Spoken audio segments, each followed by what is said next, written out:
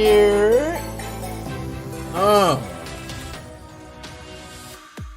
And what's up, chat? Happy whatever day of the week it is. Here it is, November 17th, Wednesday.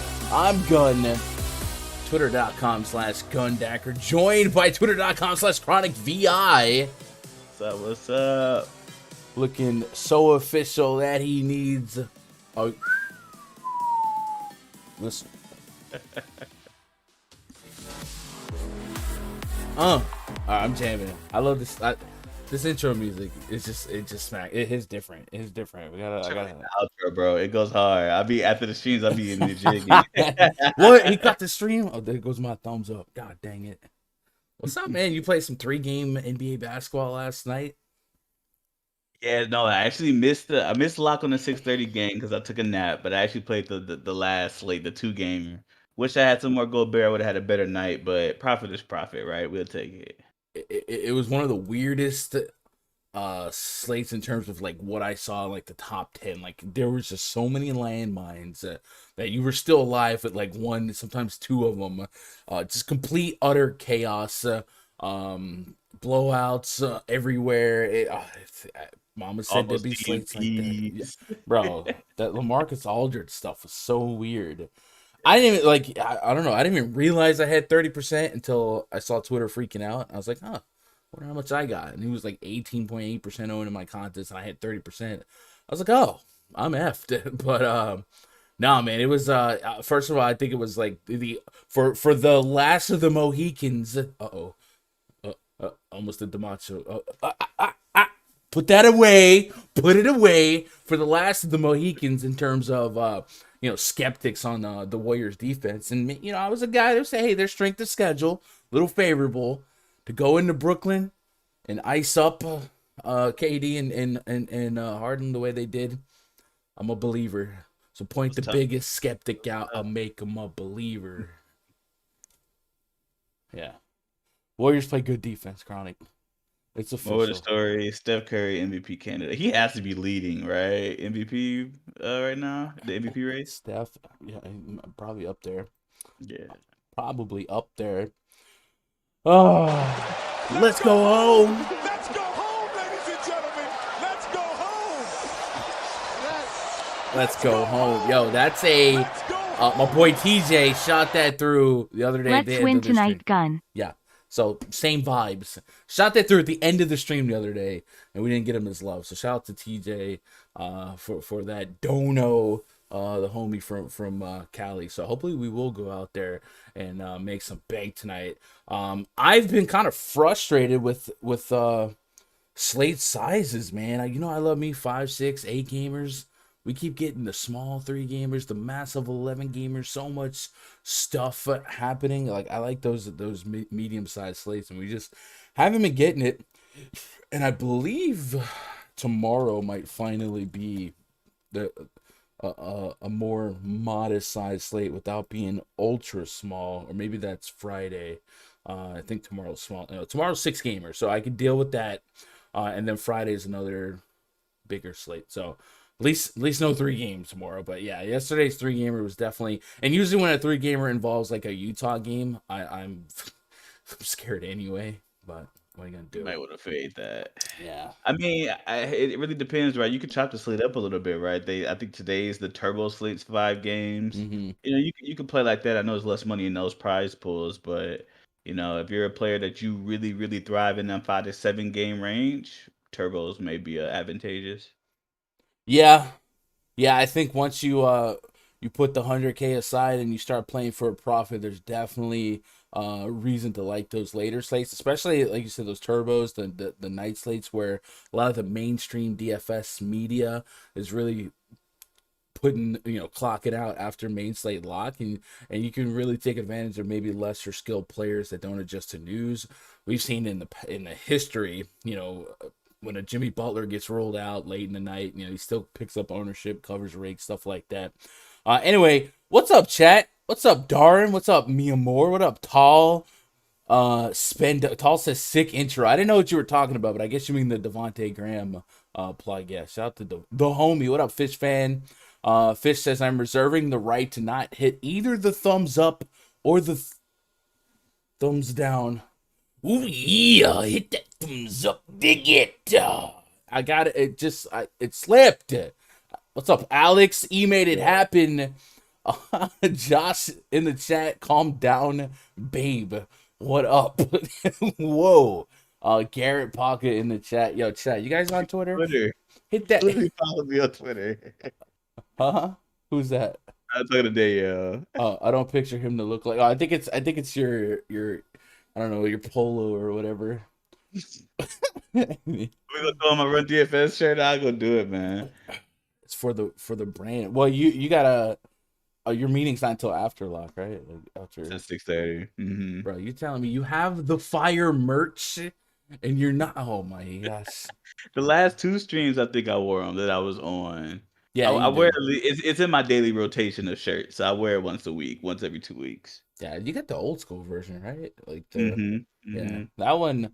I heard that one has lasted a lot longer than the new manufacturer. New manufacturer after about a year starts flaking, but Yeah, mine's solid quality. I've had it for just probably about 3 years. I've had it so far. Ooh, okay. Mm-hmm. I still got a whole box in the living room of the old Run DFS shirts that say Camp DFS in like the lettering. You know, I don't know what sizes they are, but yeah. What up, Kickstart? What up, Encore? What up, A Tribe Called Q? Dennis, those shorts in YouTube have been pretty great. Man, I appreciate that. Yeah, I try to put something small up there. One as a reminder as what time I'm streaming. Then, a little smile, right? A little smile get you a little topical. So I don't know. But by the way, I'm running out of ideas. So if you guys are out there and you're creative, you're TikTok masters, and you want to throw me a little bit of content and I'll post it on the shorts, man, hit me up. Send me a DM on Twitter, man. I'm definitely open for some community involvement in that. I guess a funny story, Chronic. On that same line of thinking, my boy Damron, he sends me these little videos anyway, right? I post them on Twitter and he's a little funny. I was like, hey man, I'm running out of ideas for shorts, man. Could you send me a short? Basically, I'll who's the highest scorer, lower scorer, blah blah blah. And he sends me a video of him pooping, literally, like on the toilet. You could tell he's pooping, bro. And this is from 2 days ago, and he was like, I'm taking he said Jerry and Grant. So obviously he meant Jeremy Grant and a Miles Turner. So I was like, okay, he was trying to be topical. He got the name a little bit wrong. And then he goes, gun streaming today at 3 p.m. Eastern, which was not the right. Yesterday I did 4. So I couldn't use it. So now I got a phone of a grown man pooping in my messenger. So thank God Danny's connected with the community. Otherwise, that might be really hard to explain to like a disconnected girlfriend, you know? Yeah, some stuff you just gotta be like, look, I can't really explain it. You have to trust me. You have to trust me on this one, buddy. Oh man. Let's talk about why over my head it says Raj instead of Chronic. Does bro. it? Oh shoot. I'm like, yo. Oh shoot. Hold up. Oh my bad. Hold on. I definitely have a header for Chronic. Wow. I'm surprised chat didn't say anything. I think somebody said it. I think remember Danny said I didn't know you look like this. Maybe that's what she meant. Oh shoot. Let me see if that fixes. Okay, now we're Chronic, and then when we go to the breakdown screen, I gotta fix that too, man. My bad. Woo, my bad. What's up, Mongo? Is Chronic interviewing for Osmo or something? No, Chronic is he's a salaried employee. I don't know if he wants to tell you what he's doing, but he's got an important speech or talking to some kids who are associated with the 49ers. So that was pretty cool. There you go.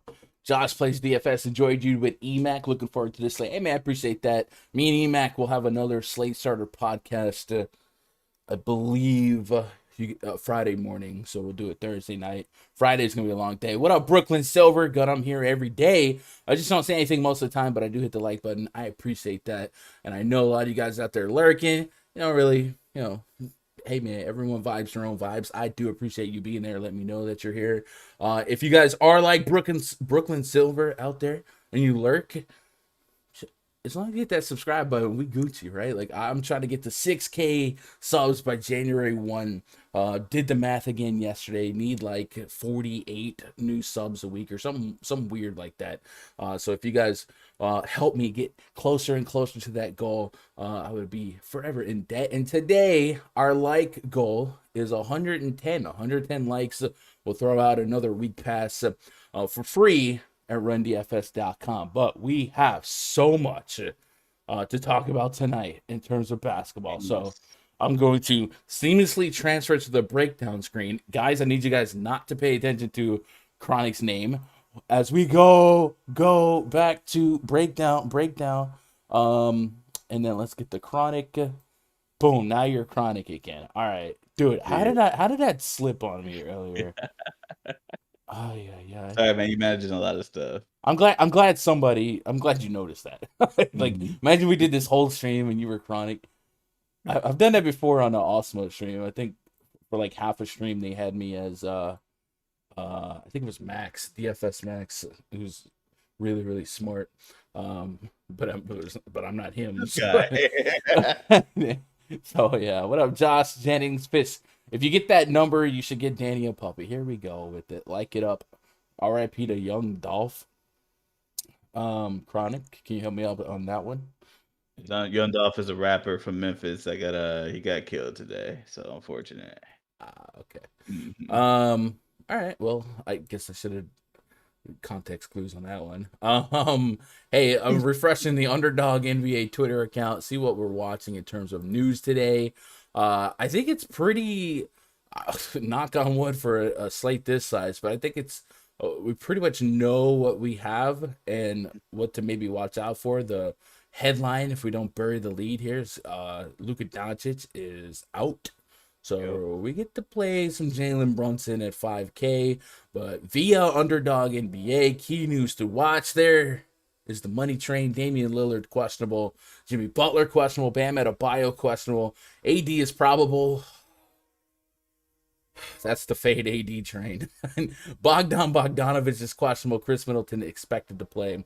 Gordon Hayward probable. And Kevin Love on track to play on a team that sorely needs some front court help in life without Evan Mobley, Jared Allen.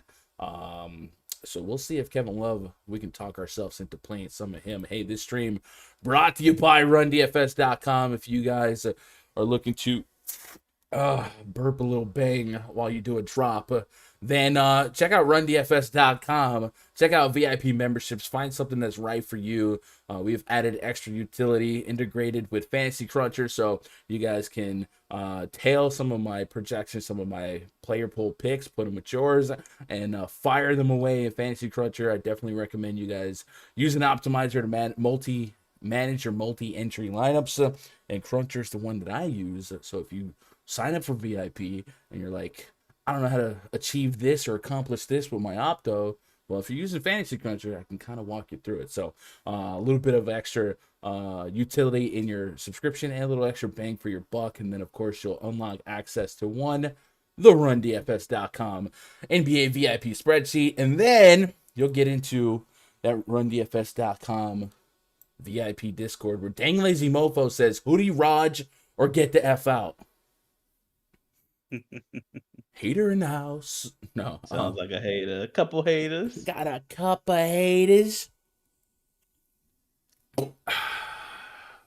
Every day in that rundfs.com Discord, a couple hours before lock, I'm in this NBA voice chat, chopping it up, reacting, digesting to news, and then, of course, Chronic and the crew searching for the best prop picks to go out there and hedge against, especially with the PrizePicks state of mind. We'll talk more about PrizePicks later, but exclamation point PrizePicks in the chat if you want to know a little bit more. And then I also put the link to the tweet, right? I think I did that already. If you're on Twitter, retweet the link to this link to the video so we can further our journey to 6K subscribers. Because when I get 6K subs, you guys get 6K subs. We're a community here. Oh yeah, Cry, you ready to talk about basketball? It's been a long time coming, and I know. Why are you like this? It ain't wow. Okay. Indiana Pacers at the Detroit Pistons. Project starting 5 for the Pacers. Malcolm Brogdon, Chris Duarte, Karis LeVert, Domantas Sabonis, and Miles Timmy Turner taking on Killian Hayes, Cade Cunningham, Sadiq Bey, Jeremy Grant, and Isaiah Stewart. We got 205.5 total, 6.5 point spread in favor of the visiting Indiana Pacers. Karis LeVert is in. He is a nice 6,900 on DK. Malcolm Brogdon in the mid 8K. Sabonis 9.2K on DraftKings, 8.7K on Fanduel. And then Miles Turner at an uncomfortable 7.8 on Fanduel, 68 on DraftKings. And Chris Duarte, questionable. If he can't go, you expect that boost on minutes for Justin Holiday. Maybe some extra TJ McConnell. Maybe some Torrey Craig. It feels like we're not getting the old school Pacers stackable team at these prices. So I would say on 11 game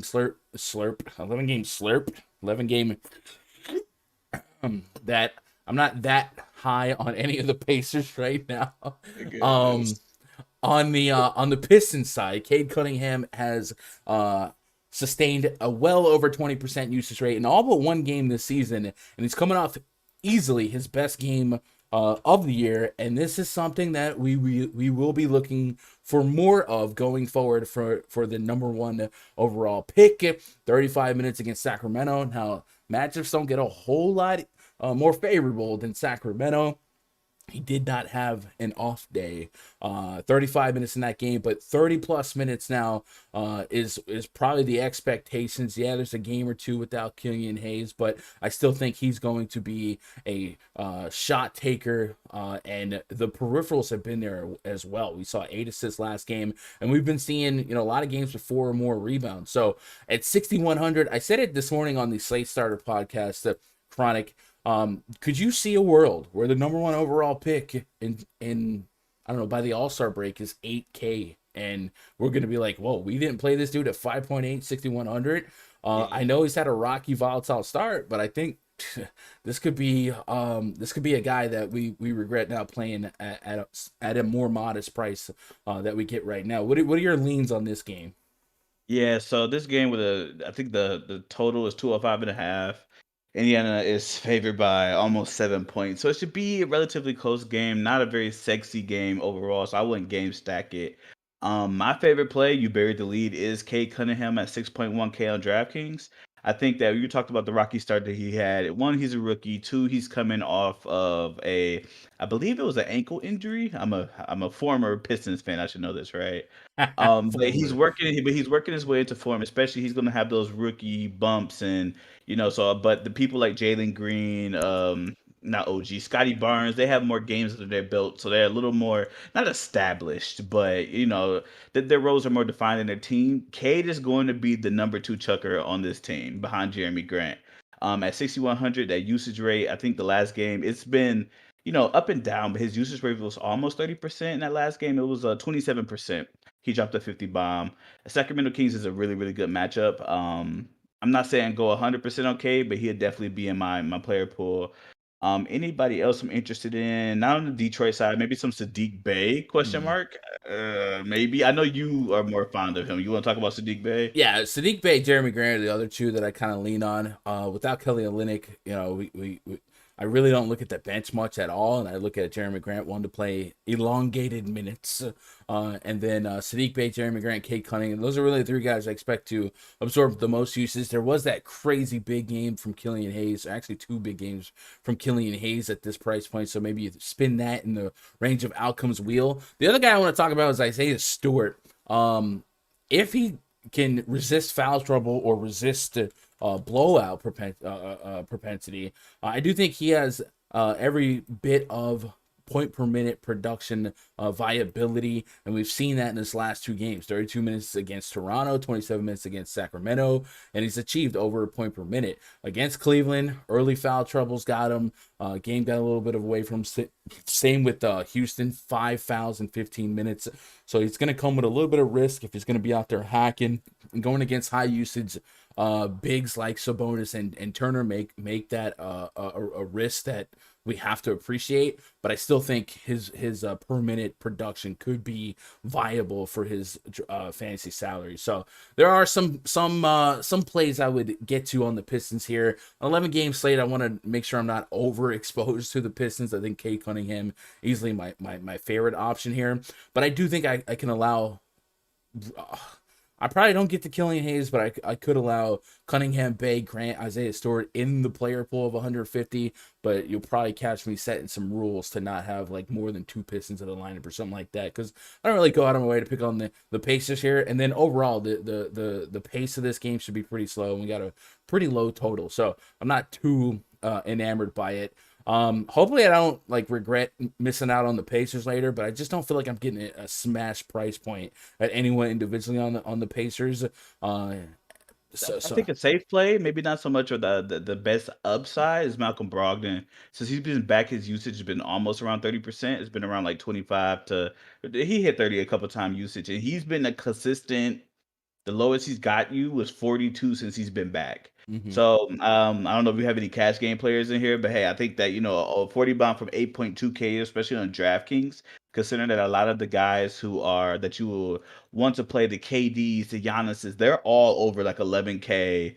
I think Cat's 10.4, AD is 10.9.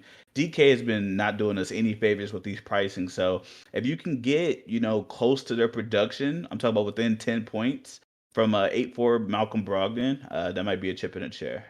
Yeah, I don't hate that call. I do think he can generate.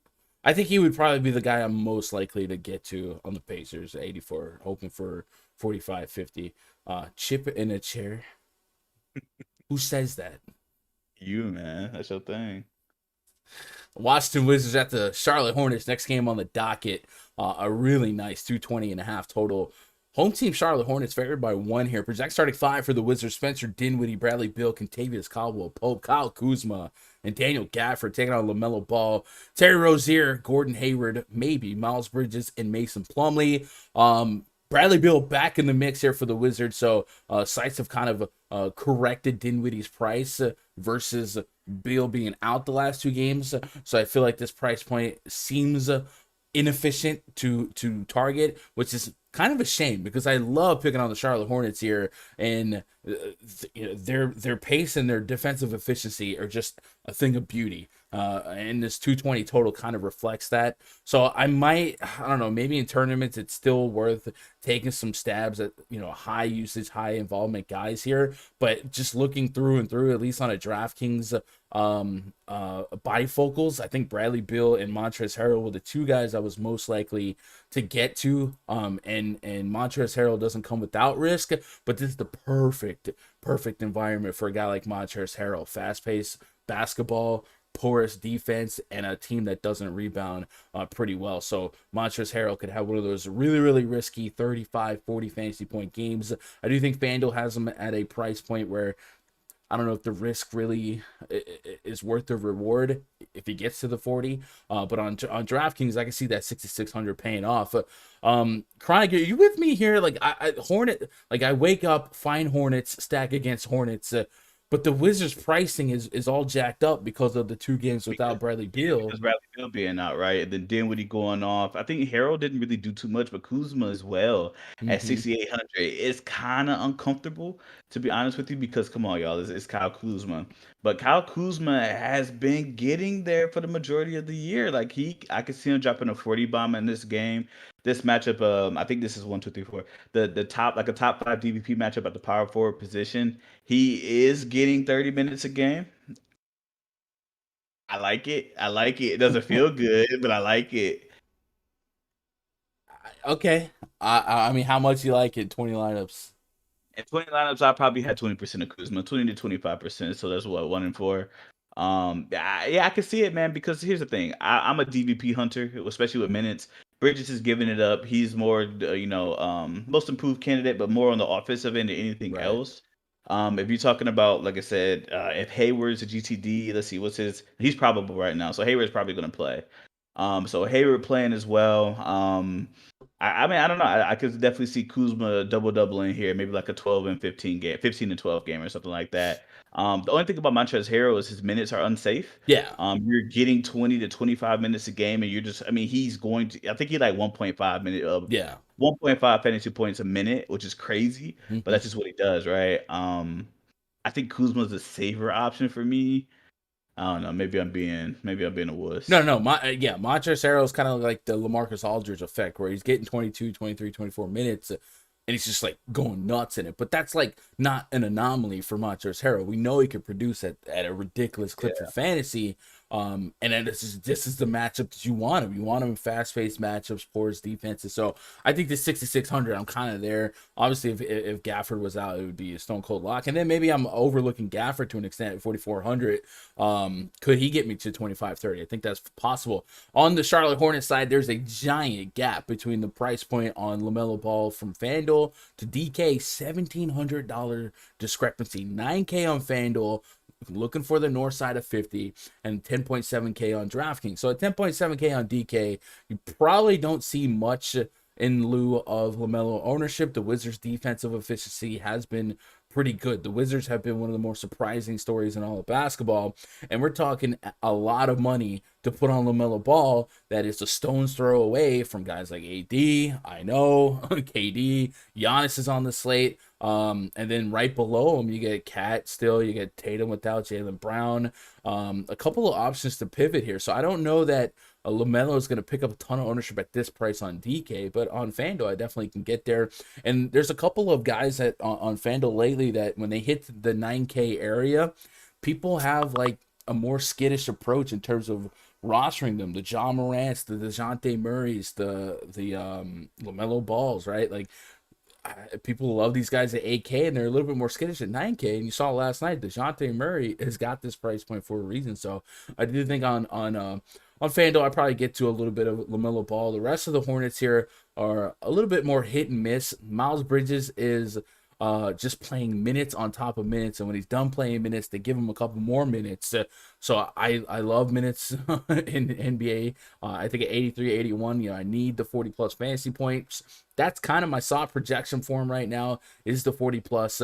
So I would get to Miles Bridges, but I usually approach the Hornets with a no more than 2 of the 3 guards grouping rule on my cruncher. So something I'll be doing here.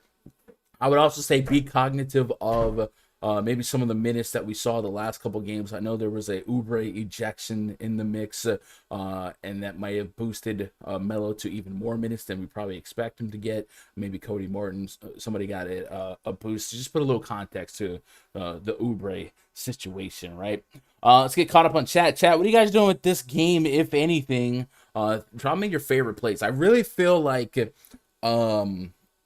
I want to love this game, right? I love targeting Hornets games, but there's not one warm and fuzzy price point to click that I feel like I'm getting a good deal on. So I'm a little bit hesitant, at least on DraftKings. Maybe FanDuel I can get a little bit more outside of my head here, but I don't know. What's up, Desmond? Man, you guys are chopping it up. Okay. You guys are hyping up Danny. I'm jealous. No, Danny, part of the shorts. Looking like Porter Jr. could be out. Let's go. Full fade on the puppy. What up, Quan? Not yet. Maybe in a year. All right, we'll move on to the next game. Hawks hosting the Celtics. I realized what he said. Full fade. Puppies never hit value, bro. Nah. Wait, Gun's not a dog guy? Gun's a dog guy. That's not what that was. A joke. Relax. Celtics at the Hawks. Next game on the docket. Project starting 5 for the Celtics. Dennis Schroeder, Marcus Smart, Jason Tatum, Grant Williams, and Al Horford. Taking on Trae Young, Bogdanovich, Kevin Huerter, John Collins, Clint Capella. The Time Lord, Robert Williams out. Jaylen Brown out. 215.5 star total. 4.5 point spread in favor of the home team, Atlanta Hawks. I'm coming home. There's 2 homecomings here. Dennis Schroeder, Al Horford. Chronic Al Horford without Robert Williams. Could be. Could be. 7,500 on DK. I think the minutes are definitely going to be there. He doesn't get more than 30 usually.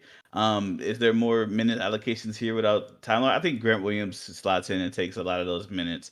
I think Horford, I don't know. Can you play Horford 35 minutes a game? Probably not, right? I think you could.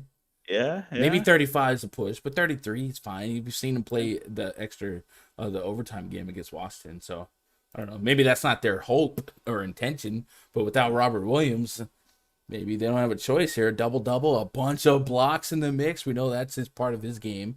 And we don't get a ton of blocks from the Hawks, but I don't know. I think Al Horford's Fanduel price is probably the move, especially with their +3 for blocks.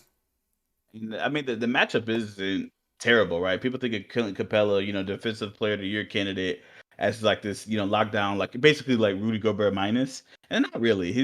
I mean, don't get me wrong, he gets the stats, but like in terms of locking down opposing centers, like his matchup, not really a thing. So I wouldn't let the matchup scare me off from this. If the minutes are there, and if you think, hey, he's going to pick up some of that usage that Time Lord is missing.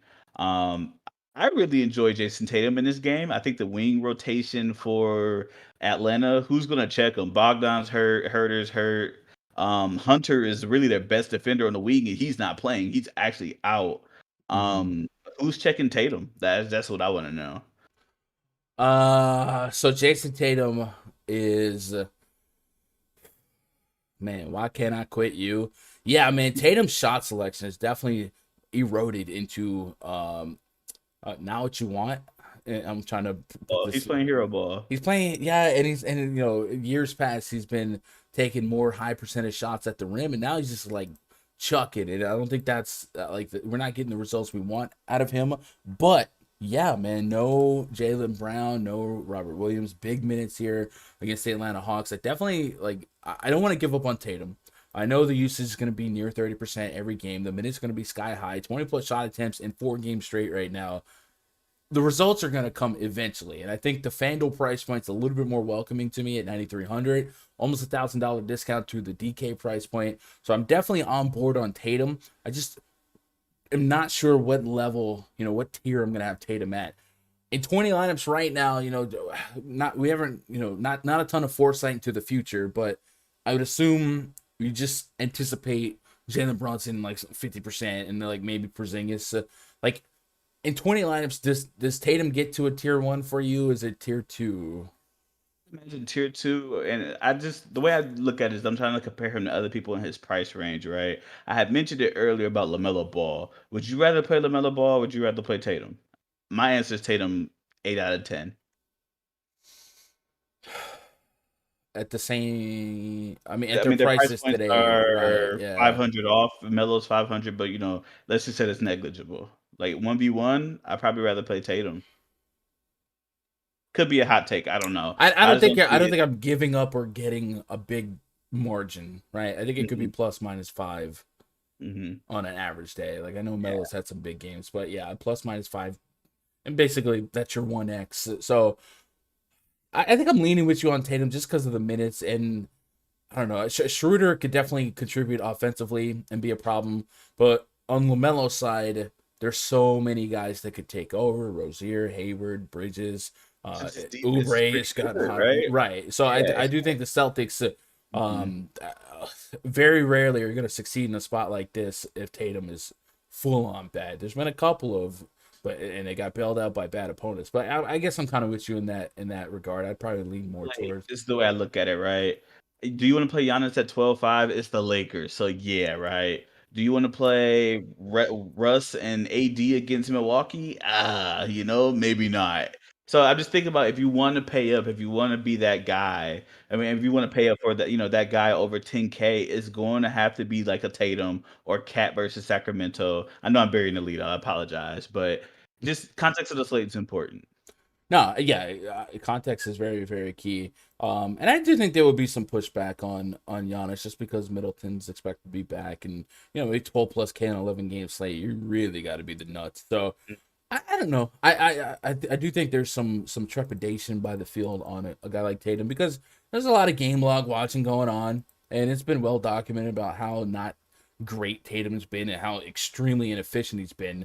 So I'm willing to not give up. And then if you take out Robert Williams. So I'm going to go run a query at NBA Wowie, exclamation point, add more funds in the chat. And we're going to take off Robert Williams and we're going to take off Jaylen Brown this season and just kind of see what it spits back. And let's see if it's even more of an implied boost. I would assume so, right? Robert Williams seems like he's going to be a little bit more of a contributor, not only for offense, but for peripherals in general than a Grant Williams. So could be even more of a obvious boost for Tatum in this spot. So putting Tatum on with Williams, Jaylen Brown off, it's going to show that Jason Tatum is averaging 1.2 fantasy points per minute on both sides. So we get that to a 35-minute projection. We're probably going to like the return at a 9K-ish price point. Obviously, 130. I mean, did you hear that? The cat's getting yelled at like a child. What the heck? That's why we're not getting a puppy, chat. And then Al Horford's at 1.4 fantasy points per minute. Now the minute sample size is not very deep, so it's all with a grain of salt and some context. But there is reason to spike up a little bit of a confidence if you had a lack of confidence for Tatum. And the other guy here is Dennis Schroeder, surprisingly at 0.6 fantasy point per minute rate here. We do like picking on that there Trae Young defense, right? And Dennis Schroeder back in Atlanta, big minutes at 6K. I'm looking for 30 plus. My soft projections actually spit back 40 plus fantasy points. Now, I don't know if you're a believer in my projections, Chronic, but there are 3 guys on the Celtics team that the algorithm spit back 40 plus fantasy points. Do we have a stack opportunity? And really, Marcus Smart to an extent too. And then Grant Williams is 3,200 on DK. Should he get that boost of minutes with the Robert Williams news? I think the Celtics, as anti-Celtics as I've been in years past, in this situation, I can get behind a lot of Celtics exposure tonight past Tatum. What's your lean on Dennis Schroeder? I think Dennis Schroeder in this match, and I know totally different players, but isn't Trae Young the dude that Steph Curry dropped like 60 on the other day? Just saying. His defense is non-existent, and Steph Curry could drop 60 on the Berlin Wall, bro. Like the Great Wall of China getting crossed over.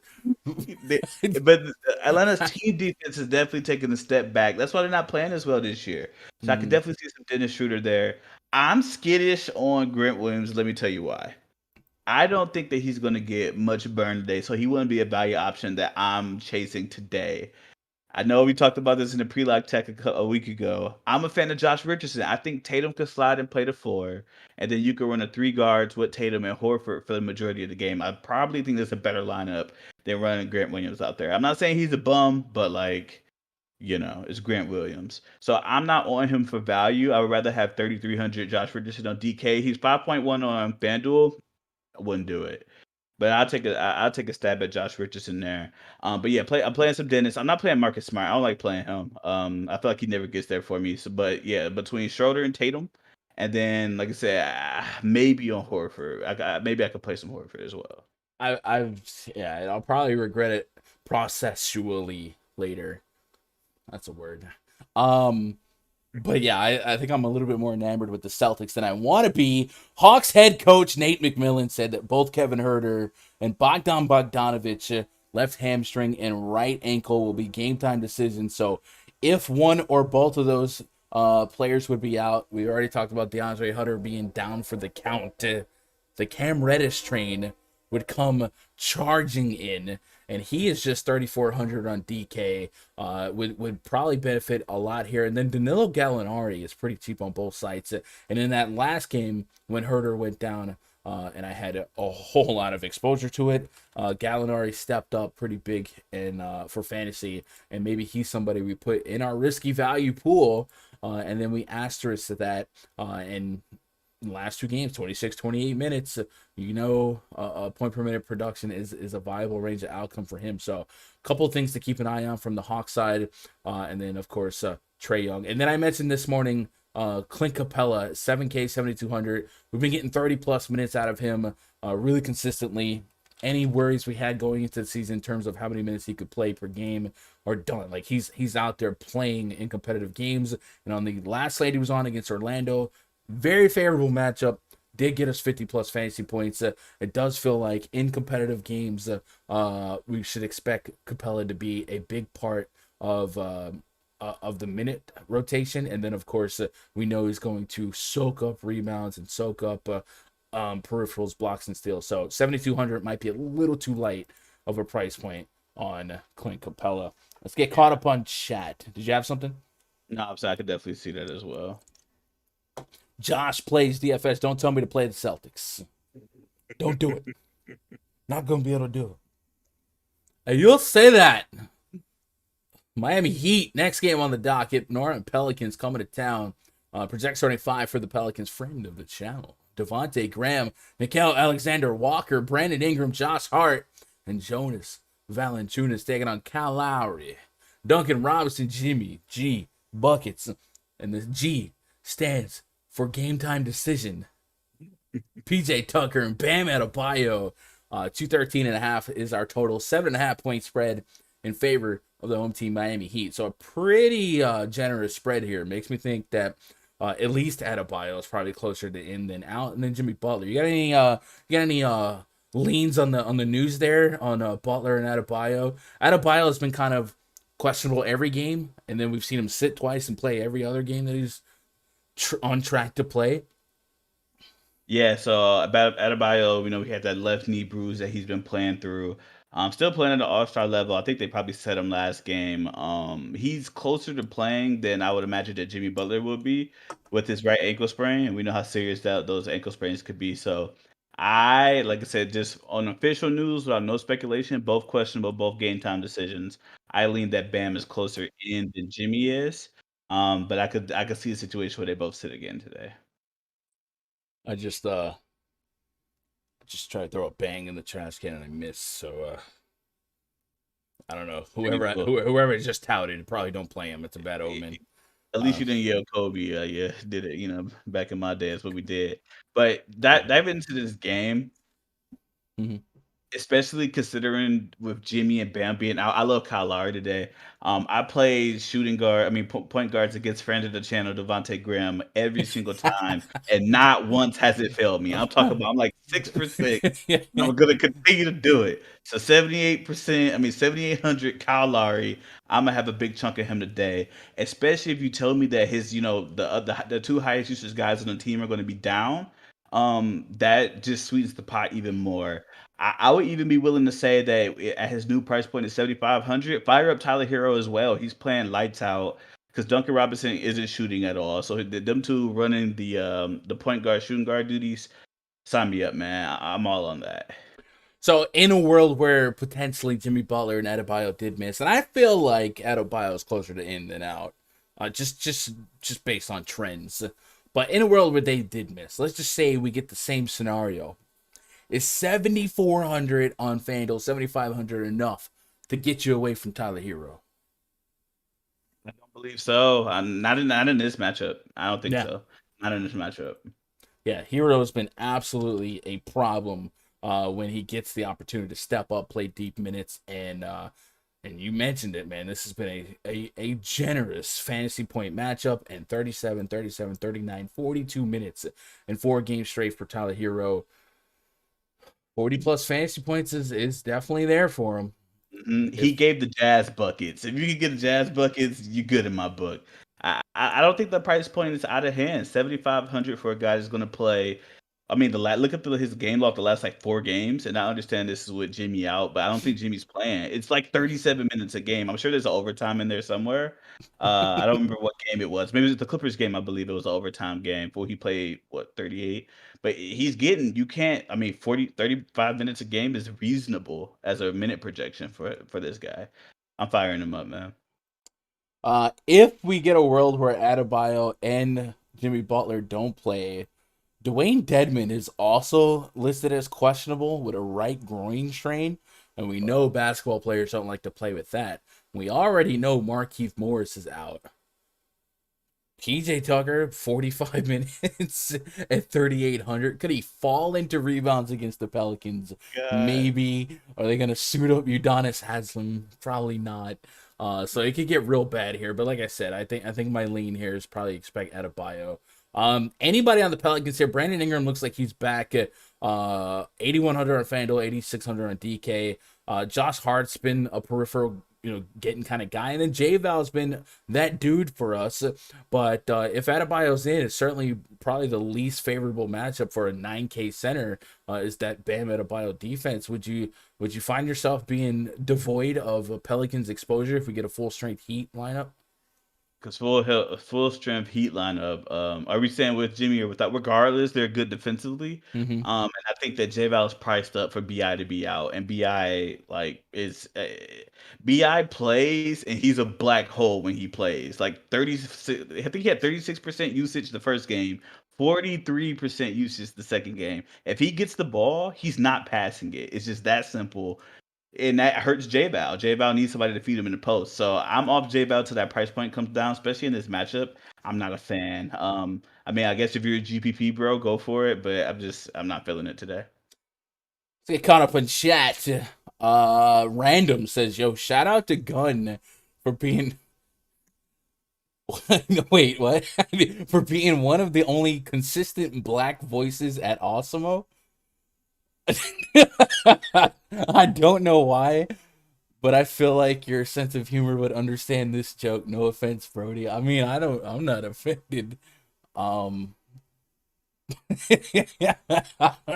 guess so. He also says, yo, do you think it's a balanced build kind of night considering the pay-ups are not in the best situations? Yeah, I do think that's how a lot of my lineups will start trending. Dang Lazy Mofo says, is it time for Yurt 7? Omer Yurt 7 in the front court for the Miami Heat? Maybe. Smeezy says chronic streams are the best streams. You know the vibes. You know the vibes. Yeah. What I do know is 130-ish of the best realist Trillist DFS OGs. That's the black voice. I get it now. DFS YouTube are watching us right now, and I only got 40 likes, so let's maybe get that up to 60 at 110 likes today. We're gonna give away a week pass at RunDFS.com, and then you guys can hang out in the Discord with us, get access to the spreadsheet, all that good stuff. We are on one today. What's up, D Johnson? What's up, Spin Dunk, Josh Gilliam? We're having fun, right? We're having fun. Milwaukee Bucks hosting the Los Angeles Lakers. Projects 35 for the Lakers. Russell Westbrook, Avery Bradley, Talen Horton Tucker, Carmelo Anthony, and Anthony Davis. Up against Drew Holiday, Grayson Allen, Chris Middleton. He's back. Where's the Cam Newton? I'm back. Giannis Antetokounmpo and Bobby Portis. We got 221.5 total, 8.5 point spread favor of the home team, Milwaukee Bucks. The Lakers are not looking. They're not looking good, man. They're not looking good. Did you have some of the Anthony Davis tie my shoe ejection debacle from the other night? Because he was. Nope, I had THT along with 80% of my closest friends. Oh my god, dude, DK aggressive with these prices. They upped him $1,800 between the last game and this game. I'm not saying it wasn't deservedly so because he's been balling, but I'm sorry. I guess this is the first thing I want to talk about with you today. Like with this, like, can you play THT at 4,800 still? Yes, I can. But I will say, the reason I'm playing it is because I think what we like against the Bucks in a fast-paced matchup are guys that can shoot the three and create some space and just be pure shooters. But I will also say that a lot of the THT points from that last game came in like the fourth quarter where the game was over, right? I think he was out there getting his cardio in. So maybe it's a little fluffy. So I would play some THT as the short answer, but I definitely would have a little bit more tapered expectations looking at the minute rotation via the AMF tool. Talen Horton Tucker essentially played the entire second half outside of like a 2-minute water break here and included the entire fourth quarter. And over half of that fourth quarter, he was on the court with DeAndre Jordan, Rajon Rondo, Kent Bazemore, and then Malik Monk. So a little context to it, but the fact that he did play. So, I thought he's out there with the starters. Man. He is. I mean, he's a starter, yes, but I'm just saying, like there was. I'm joking because you said a bunch of bums, and I said the starters. Yeah. But yeah, so I would still play some THT today, absolutely. We know Kendrick Nunn's still out, Austin Reeves is still out, Trevor Reeves is out, LeBron James out. Heard LeBron could play as soon as Friday, something to watch. But this is an uphill battle. The Milwaukee Bucks, if you just look at their win-loss record in games, like they haven't been the same Bucks that we know and love, but it's not fair to them because they haven't been with Chris Middleton. That's Giannis's backbone, and then they haven't had Brook Lopez. So with Chris Middleton coming back here, they're one piece away from being the world champions. Maybe Dante DiVincenzo, but I think they're a little bit more expendable. Yeah, it's an uphill battle. I'll say this: nothing about the Lakers this season has really made a whole lot of sense. 8.5-point underdogs here. It would be just par for the course for this game to somehow be competitive. Other than Taylor Horton Tucker, like I can't look at one guy that makes sense from a matchup standpoint. But I guess if you just think in pace and never say die attitude, Russell Westbrook under 10K on Fanduel could get you to close to 50. And then Anthony Davis would have to be way more involved and way more head in the game than what we saw against Chicago for them to even have a chance here. So how do you approach this in 11 games? Do you take some shots on AD, and then like how many, like if you're not there on AD, are you full fading this game? And then Giannis Antetokounmpo at 12.5K, kind of a lopsided, I don't want to say lopsided, but a spread that kind of leaves the door open. And we know the Lakers have been so bad defensively, and they've been getting smoked by lesser teams. You get Chris Middleton back in the mix. Is 12.5K for Giannis completely expendable? Chat, I want to hear your thoughts, but Chronic, what are you thinking on Giannis as the pay up option today? Is he a full fade?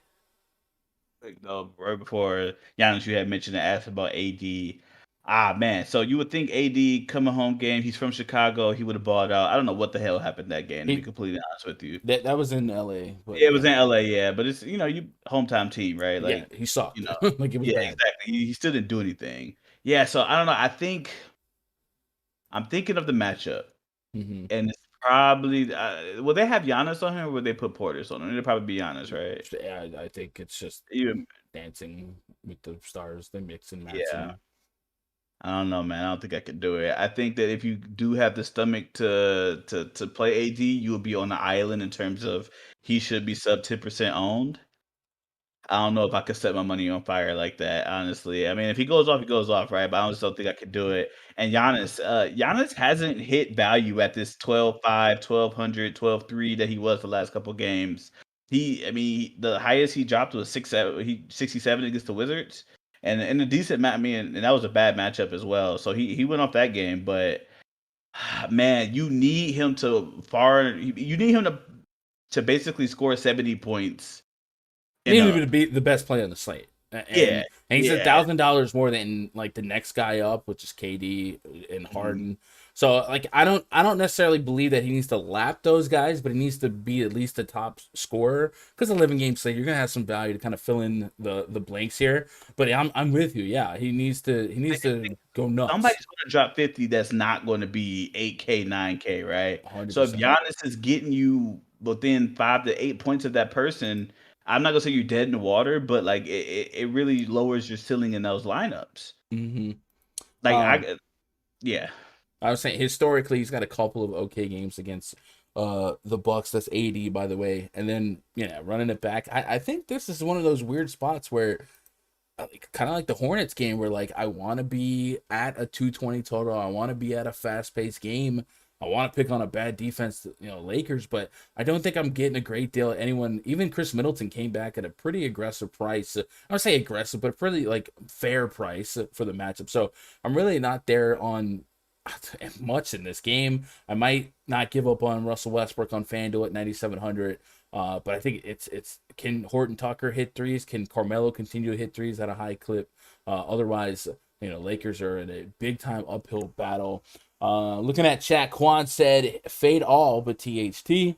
Pocket quarterback Lamar Jackson says Frank Vogel had THT take over at point guard in the second half over Westbrook. So kind of like we said, that fourth quarter really was garbage time. I mean, the game was garbage time at halftime basically anyway, right? When AD got ejected, I think it was basically a 20-point game no matter what. I do think Horton just from a basketball standpoint, you take out the names and the star value. I think Horton Tucker is one of your best options to keep this game close against the Bucks, but I don't think we'll necessarily see that translate 1-1. So really bad matchup.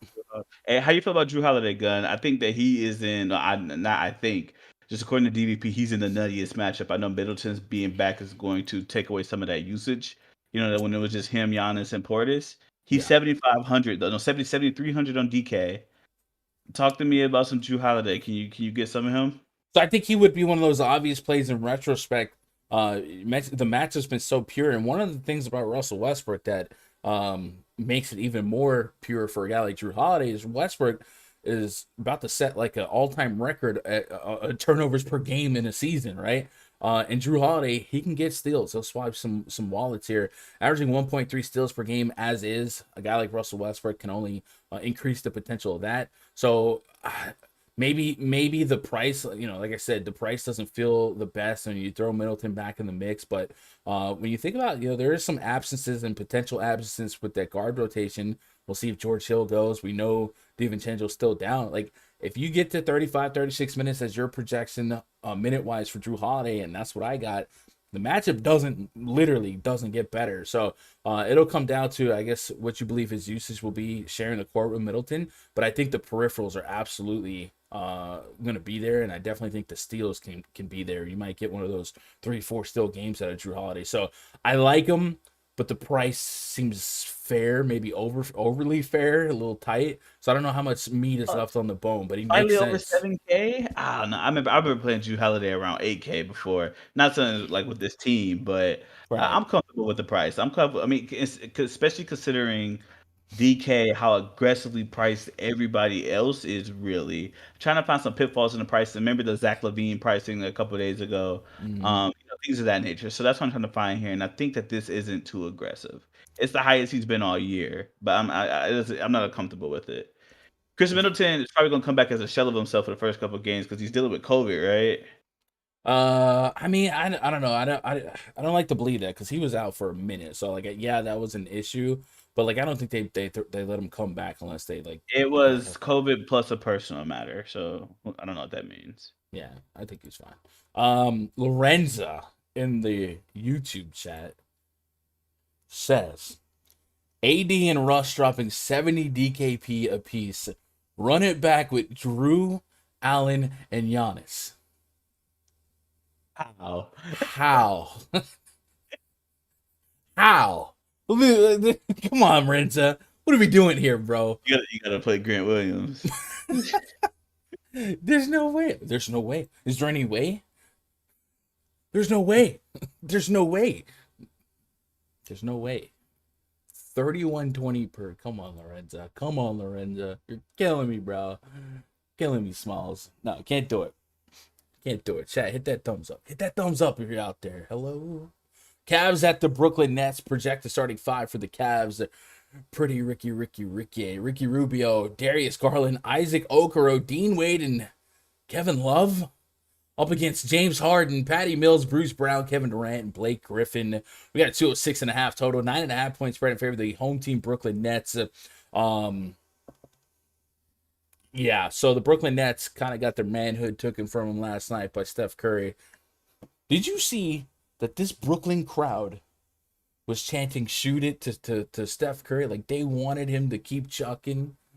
Bruh. You talk about, ooh, boy, that's that's disrespectful. It reminds me of Andy Mineo lyric where he says, "You ain't from New York, you a Nets fan." And then that moment in time yesterday, I was like, yeah, you're not, yeah. But yeah, so yesterday I was kind of in the moment when we were looking at LaMarcus Aldridge being a first half DNP, and it wasn't injury related. I was preparing myself for maybe one of those Steve Nash rest a couple of guys on night 1 and then night 2, trade out rest. So I thought maybe we were gonna 1-to-1 Blake Griffin to LaMarcus Aldridge, but then LaMarcus checked in, so I don't guess that'll be the case here. But 9.5 point spread here in favor of the Nets. The Cavs come in limping. No Colin Sexton, no Jared Allen, no Larry Markkinen, no Evan Mobley. They basically have one starter in their lineup from from the word go, and that's Darius Garland. So we really have to put some pieces here together. I'm thinking there's a way I could talk myself into some Kevin Love. 5,300 is a little tight, but I don't know what the proper minute projection for him is. But if you told me that, like, he's ready to go, they've been working on his conditioning, I would assume I don't know if this maybe exacerbated the issue with everyone else being injured. But if there's a world where, I put him at 25 to be a little bit conservative, but if he gets to 30, we saw it earlier this season, he was well over a point per minute production in most of his games. Could he be like a 40 bomb at 5K? And knowing that the Cavs just seem not to want to give Ed Davis run, they lean on him, they lean on Taco Fall maybe. Could Kevin Love be a great play tonight? I have him for over 30 fantasy points in 25 minutes. But if I can, if that 25 surprises us into a 30, it could be a 40. What are your leans on the Cavs here? This is an ugly, ugly game to read. How quickly do they forget, man? Kevin Love with minutes is a double-double machine, like 15-15 type of guy, right?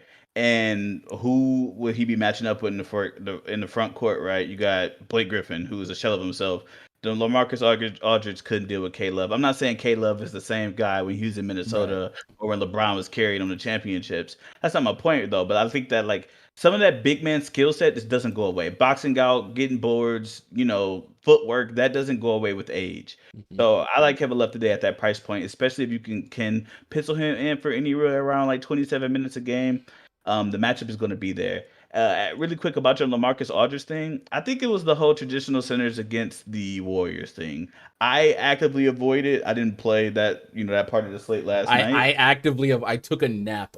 Shut up. You would have had LaMarcus Aldridge. No. I'm not saying that. I said literally just said I did not play that part of the slate last night. But I don't play like traditional bigs against the Warriors. They run them off the court. They only play Looney, and Looney plays 12 minutes a game. Is he really a traditional big? He's like a power forward that plays five. He could play center, right? Like he was he could be a power forward. He's one of those back to the baskets. He's not a Jaren Jackson. He's a back to the basket old school. Like he's not who's the guy that played for the Hornets, Big Al Jefferson. He's not one of those guys. Oh yeah, he was on the Pacers too. Yeah, I want to turn with Al Jefferson. Yeah, but he is not. He's not Cat. He's not one of those guys that could be more like nimble. It's about mobility, in my opinion, and I don't think that would have played. So, but my point is that I think he plays today. You got Kevin Love, whoever Ed Davis, I guess if he plays. I think Aldridge is going to go back to the minute rotation that he played today. So if you liked him yesterday, you got to like him today. Dude, I was trying to get like a sample of X off, X on, but Mobley and Allen we're literally out there playing 40 minutes a game. So there's like no sample here. In that last game, Jetty Osman and Isaac Okoro had massive fantasy point games. Do I really want to run and chase that? Probably not. I do think something about this Cavs team will not feel comfortable in playing, and it's going to produce, maybe optimal is a strong word, but good fantasy results. Jetty Osman, 31 minutes against Boston, 10 for 17, maybe 26 points, a little bit of an outlier, but someone's got to step up and take over, and then, just minutes becoming available in and of themselves is an intriguing thing. I think we have to look at Rubio and Garland as guys that would be catalyst to keep it close. And then looking at Isaac Okoro, he's 3,700. If he got 30 plus minutes with this current lack of depth, we've seen him contribute in the peripherals, and then a couple of points here and there. He had 12 points last game, but the assists, the steals were there. So I think there's a couple of doesn't make you feel warm and fuzzy clicks in the Cavs lineup today that we might have to really vet and either build a tolerance for and get a number that we feel comfortable having X amount of exposure to, or you just YOLO it and hope it doesn't come through. But I definitely think there's a lot of cheap pricing. Dean Wade, Okoro, and Jetty Osman. It feels like one of those three could probably be a pretty solid play tonight. And then if the Cavs are going to be competitive, you feel like Ricky Rubio, Darius Garland, and Kevin Love would have to contribute at a high clip. On the net side, it is a back-to-back. Last night was a little rough. Patty Mills looks like he's going to size up to be another great play today. One thing about Mills is he's 3,500. He's filling in for Joe Harris, and we know that Patty Mills will chuck mainly threes, and it's going to be rather scoring dependent. But 10 to 15 shot attempts is not out of the range of outcomes here. Yesterday, it just was all bad, but still saw over 30 minutes.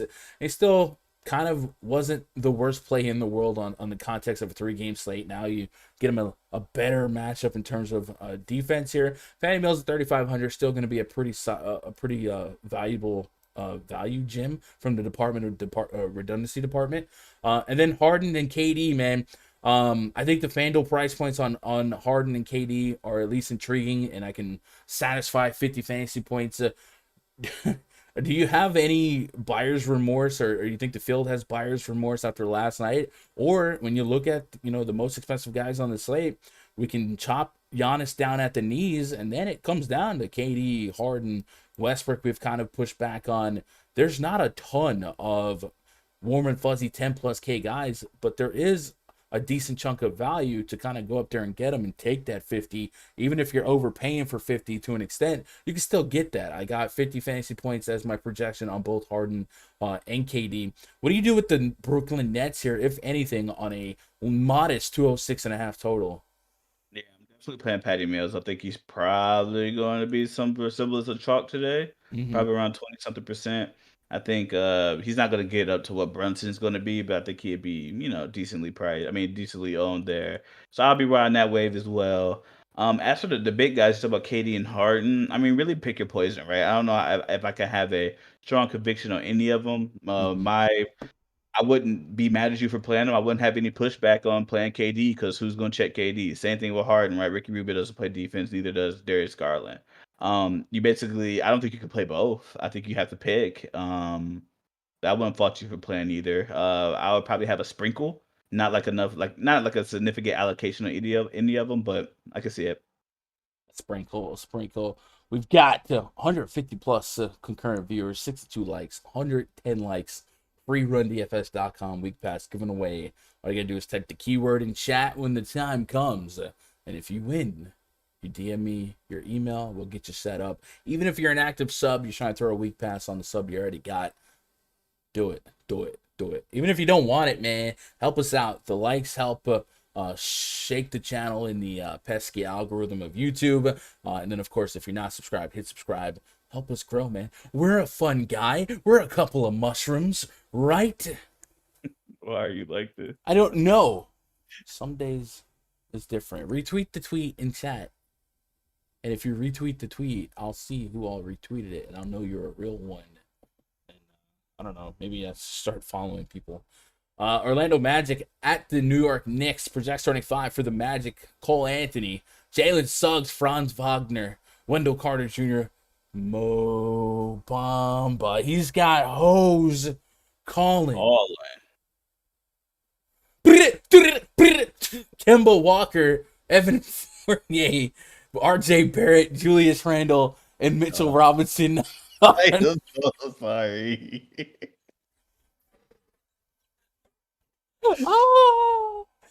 Oh, that one got me.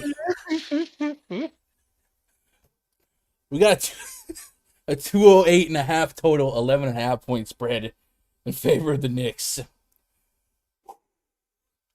Hey, some of these young guns in the Magic, they like the narrative playing in the Garden, right? Maybe some Cole Anthony, Jalen Suggs rise to the occasion. But this is a big time spread, right? Double digit spread. You kind of bake in a potential blowout. Anything like warm and fuzzy here, I think the Magic coming in as like one of the worst offenses and one of the worst defenses maybe creates some room for some of these guys to overachieve at modest pricing. 5K on Kemba, 4,500 Evan Fournier, Mitchell Robinson is at 3,800. I mean, these are really, really low prices. What are you thinking about this game in terms of fantasy? This is going to be one of those games that like you're going to have like Cole Anthony drop 50 out of nowhere. I don't know why. I can't really quantify it, but this is the type of games that Cole Anthony likes to go off in, and I have no idea why. So am I going to play him? I mean, probably not. That's just like one of those like dart throws. 'Cause I have no reason to justify why I believe that. 12-point spread. I mean, talk about the nuttiest matchup. One of the nuttiest matchup: Mitchell Robinson versus Mo Bamba. Mo Bamba gives it up to opposing centers, but you can't trust Mitchell Robinson. He gets like 15 to 20 minutes a game, right? Maybe Julius Randle, maybe Taj Gibson. I don't like this game at all. I'm probably gonna full fade it. I think for me, it's Cole Anthony. I talked about earlier. We talked about people not feeling great about paying $9K for DeJounte Murray, LaMelo Ball, guys like that. And then, we talked about how Cade Cunningham could become one of those guys sooner or later. Cole Anthony has been out here contributing for fantasy, if nothing else. And he's had a couple of big games against New York this season as well. He's averaging over 44 fantasy points per game. In his last couple games here, 40 plus, 50 plus. Now, when all hell breaks loose and it becomes a blowout one way or the other, things get bad. But, man, Cole Anthony just gets, I want to say disrespected, but he doesn't get, he's under-respected. And I do think he, at 7,900, can continue to be a pretty large fantasy contributor, and I think I'll be there on Cole Anthony yet again today. So 7,900, give me 40 plus. Soft projection gave me 46 on FanDuel, 43 on DK. I'll see if I tighten the screws later, close to the lock, if that comes back. But I don't think it does suffer that dramatically, and I like the peripherals that he produces. And then Wendell Carter, Mo Bamba, they give you a daily shot at 30 to 40 plus fantasy points every time they hit the court. Mo Bamba's a block-centric guy. Mitchell Robinson's another one that I can, at 3,800, I don't think I'm going to have none, Chronic. I think I get there. Noel's going to be out. Yeah, Taj Gibson's in the mix, but this is still a bigger front court with Carter and Mo Bamba. I can justify 3,800 on Mitchell Robinson. There's been a couple of injury scares for Robinson here, but I just think this price point's a little too low to not have some exposure to Mitchell Robinson. In his 2 games against Orlando, he's averaging 25 fantasy points a game. Last couple games, Indiana, a couple fouls early on. I think he had an ankle injury, but then prior to that, there's a couple games where like Noel and Gibson, and you know what I'm saying? I think even if you get to 25 minutes here, it's hard not to paint near a point per minute type of production in a matchup that is slow, that would benefit a center to not have to run the fast breaks and the pace being up. And then it's just the defensive matchup is so bad for the Magic that it just makes a lot of sense. So I think 3,800 for Mr. Robinson is a little too cheap for me. Chat, what are you guys doing with this one? Cole Anthony already went off against the Knicks in the guard. Says Rich Homie Quinn, yes sir. Dan says, babe, I am begging, never do that again. Come on, man. That was it's Shaq West, right? Like whatever, man. Not contributing to this. We try to be entertaining, right? We got to be different than 800 other DFS shows. So bear with me. Dang Lazy Mofa says, I chip in a chair, I chair, and I chip. This is the way that Gundacker spits. Your bars? I'm so close to not claiming him. Oh my god. So what finally did it? Well, he made a reference to a Sheck West song, and just couldn't take it anymore. At that moment, I knew. It wasn't it? Mo Bamba, Sheck West, by the way, Aaron Judge's walk-up music, so, shout out to the GOAT. Josh Play says, smash the like button for this amazing content. I appreciate that. Encore. Lynn Davis, Butler is out. Who will get them uses? Is Butler out? Did that just drop? He's asking if Butler's out. Oh, I thought. Yeah. Is there an if in there? Butler is out. Who will get? I don't see Butler being out yet. Right. Okay. So, unless that news just dropped, I don't have him out. But if Butler's out, we've seen one of the immediate beneficiaries being Tyler Hero. Kyle Lowry. Moving on to the next game here, Minnesota Timberwolves. Minnesota hosting the Sacramento Kings. Project starting 5 for the Kings. De'Aaron Fox, Tyrese Halliburton, Harrison Barnes, Chemezi, Matthew, Rashawn Holmes. That was stupid. I like that one. You do? Okay. I can fake the sneeze. Whatever. D'Angelo Russell, Patrick Beverly, and crossing over with Anthony Edwards, Jared Vanderbilt, Karl-Anthony Towns, the Big Cat, Ernie Ladd. I think there's like 3 people that get the crossing over with Anthony Edwards bit. Did you remember that show Crossing Over? I think his name was John Edwards. He was like a psychic, and it was like a syndicated TV show, and he would just like stand in front of a crowd. Yep. It's like, somebody has a relative with a name that starts with M. And then some guy be like, my mom's name is Mom. That starts with an M. Oh my god. Yes. Okay, she's no longer with us. How did you know that? Like, it would just be like process of elimination, like questions, and it was such a scam. But anyway, so crossing over, and then basketball. Whatever, man. 226.5 our total. So now we got ourselves a high total game, and we got 2 defense that we know we can get a little juice from. We got 2 offenses that we can kind of raise our predictive value. You would like to see the offensive efficiency of the Timberwolves to be a little bit better, but we don't expect the Kings to be a problem. So I like targeting this game. Is it stackable? Well, maybe the price points are a little too thick, but there are definitely plays in this game that stand out, at least when we spin the wheel and make a deal. I will have exposure here. I might set some limits, not to have more than 2 from this team, more than 2 from this team. But on the T-Wolves side, D-Russ, Anthony Edwards, Karl-Anthony Towns, all very, very viable plays. And then on the Kings side, I think it gets a little tougher to read here. I think De'Aaron Fox's best days so far this season have come in those games where Halliburton was out. And then there was a game where Burton and Terrence Davis was out, and that wasn't insignificant. And Luke Walton seems to be shifting what's going on in this front court. We've seen Harkless go to the bench. We've seen Matu start. We've seen a couple of check-ins from Marvin Bagley. I'm not quite sure what to expect from them, but I think Rashawn Holmes at 6,700. If we get him close to a 30-minute projection, I like this matchup here. But Cat's at 10.4K on DraftKings is, when you think about all of the top price guys, the 11, 10K guys, you think about Giannis with Middleton back, Luka's out, Kevin Durant, Harden, night 2 back-to-back, could be a blowout, 9 to 10-point spread. Russell Westbrook and AD have just not been that great for these prices in a lopsided road game. LaMelo Ball at 10.7, that's a little up there. Is Cat, does he feel the best when you get over the 10K? Maybe Tatum's there, but is Cat the guy that just feels like, points per dollar, risk reward? I think my floor is high enough here, and I know against Sacramento I can probably get a big return. Is Cat that guy for you or not? Yeah, please, God. Please stop. But yeah, I think Cat's up there for me, man. I think the Cat is probably, I would probably go like Cat, Tatum. Yeah, over the 10K guys, yeah, I would probably go Cat, then Tatum, then maybe Trae Young at 9,700. That's my favorite to pay up, just because I feel like Giannis is too expensive. KD, you don't know what you're gonna get out of the Nets guys, and you don't know really what you're gonna get out of the Lakers guys either.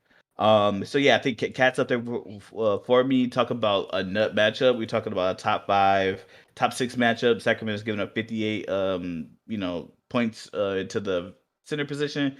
And that's considering high and low usage center. So I could definitely see Cat going for 60 today. Probably like a 30 and 15 type of game. So I think Vintage Cat is going to be on the slate today. He's one of my favorite plays.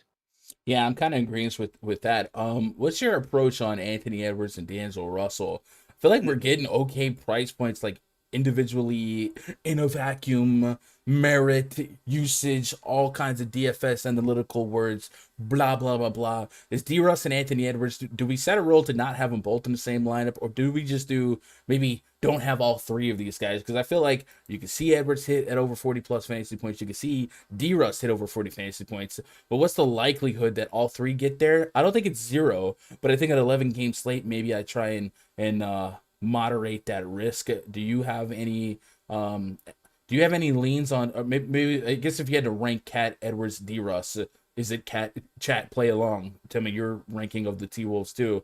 But is it Cat, Edwards, D-Russ, or do you like D-Russ over Edwards for the salary savings? Man. I think it's hard to say. Cat's definitely number 1. No questions, no ifs, ands, or buts about it. I'm skittish with Edwards and D-Russ just because I feel like they cannibalize each other. I don't think they both are going to get there at their price points together. And so I wouldn't play both. I would have both in my player pools and, sprinkle them out. But yeah, I wouldn't set a rule to play them together. I'll play Cat with either of them. But when D Russ is feeling himself, he's shooting every single shot, and everybody else has to basically fall in line because he's a point guard and he's just gonna chuck, right? Yeah. But Ant Edwards is the better player in my opinion. And I think Ant Edwards, when he's not shooting, he can get you some more peripherals than D Russ can as well. So he can get you some blocks, he can get you some steals, he can get you some boards as well. His rebounding has really been up and down, but I think he's the safer play in my opinion. So I would go. Now that I'm thinking about it, Cat the 2A. It wouldn't be like a 1-2-3. It'd be like a 2A 2B. Edwards then Russ. Way to answer and not answer the question. This guy. I know. I'm saying it's one of those things. Like, I like him, but not that. This not man. Much more. Not that much more. Who gets the defensive stylings of Davion Mitchell? Would it be Edwards? Then fade Edwards. There you go. Off day. So are you skittish on Fox as well? Or, like, it's not 9K Fox that we did get to earlier, last year, and then maybe earlier this season with a couple of absences. Are you skittish on 9K Fox against the T-Wolves? One thing about the T-Wolves, I'll at least maybe give them a little bit of credit for. We go look at that team metrics chart in that RunDFS.com NBA VIP spreadsheet that you can get access to for free by winning the 110 like giveaway by hitting the thumbs up. Minnesota comes in with a respectable above average defensive efficiency, 106.4 points per 100 possessions. And then you look at some of the defensive peripherals. Minnesota is that's at 9.4 steals per game. So they're out there swiping some pockets, and that's going to be top 6, top 7. I think maybe they get they don't get the love and respect that maybe they so far have earned defensively, and we know guys like Vanderbilt, Taurean Prince, guys like that are built for defense. So do you have any leans on the Kings here? I think Rashawn Holmes was the guy I was kind of leaning on the most, but is Barnes, Fox, do you get to some Fox, a 7'9", 83, or is this another cannibalization situation with Fox, Halliburton, and Buddy Hield? It feels like one of the three probably produced, but I don't want too much overlap. But at the same time, 226.5 total, we're looking at perhaps the most shootoutable game on the slate. It's hard to predict, man. It's really hard to predict who's going to get there out of their front court. Oh no, but that's technically the back court. Who's gonna get there? I like Rashawn Holmes as much as I like Cat versus these center DDB matchups. Cat gives it right back up. So with that being said, Rashawn Holmes at 6,700, I can definitely get a little bit of that, get a sprinkle of him. I don't plan on playing Fox. I really don't plan on playing Halliburton, to be honest with you. I'm off all of those guys. It's just hard to pick. I think Halliburton's price on DK is susceptible. 59. Mm-hmm. Yeah, you give me $30.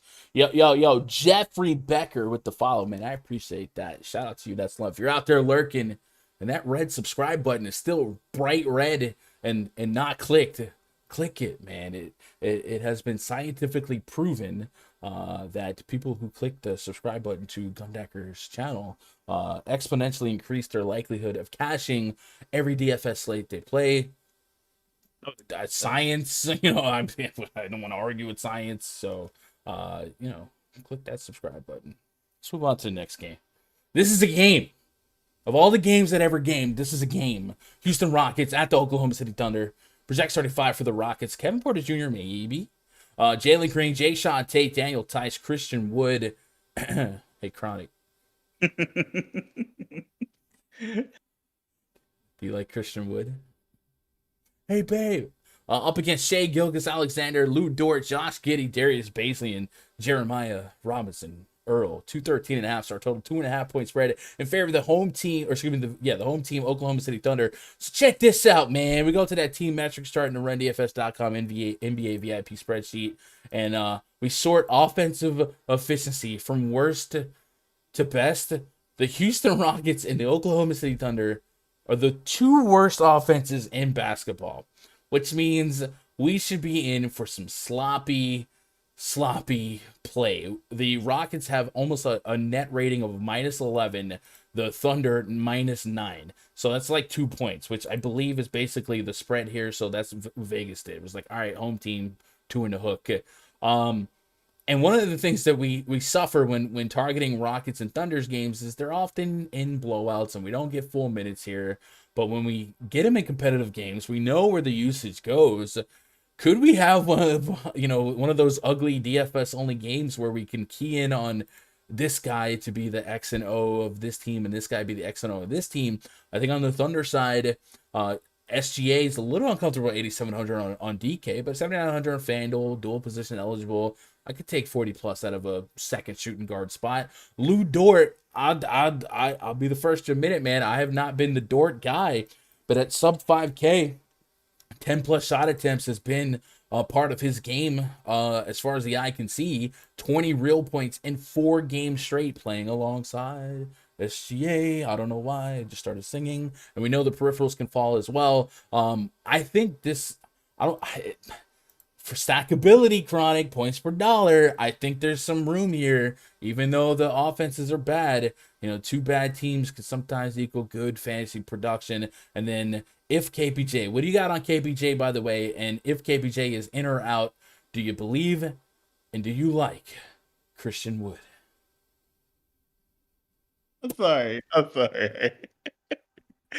All right, so we got a left eye contusion on KPJ, so he's questionable today. He left the end of the Grizzlies game with that thigh injury. So, and then it came out that he missed shoot around today, but he missed shoot around in order to get treatment. So, truly questionable on that. No leans versus if he's going to be in or out. So, but regardless of the fact, well, I guess I would say exponentially greater. Mm-hmm. I would like a lot more Christian Wood. This is the nut matchup, right? And as well. So you like Christian Wood in the nut matchup? Yeah, you see what I did there.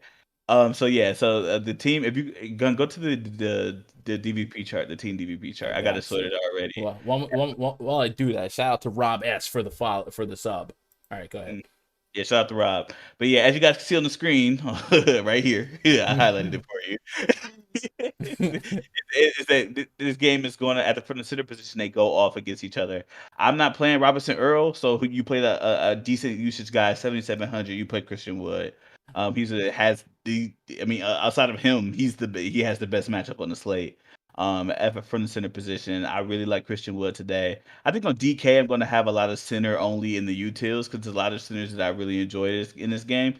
His usage over the year has been decreasing, but I think with KPJ possibly being hurt or if he does play, maybe he's a little limited with that thigh problem. Maybe don't get enough air on his jump shot or something. I definitely could see Christian Wood being a beneficiary of that.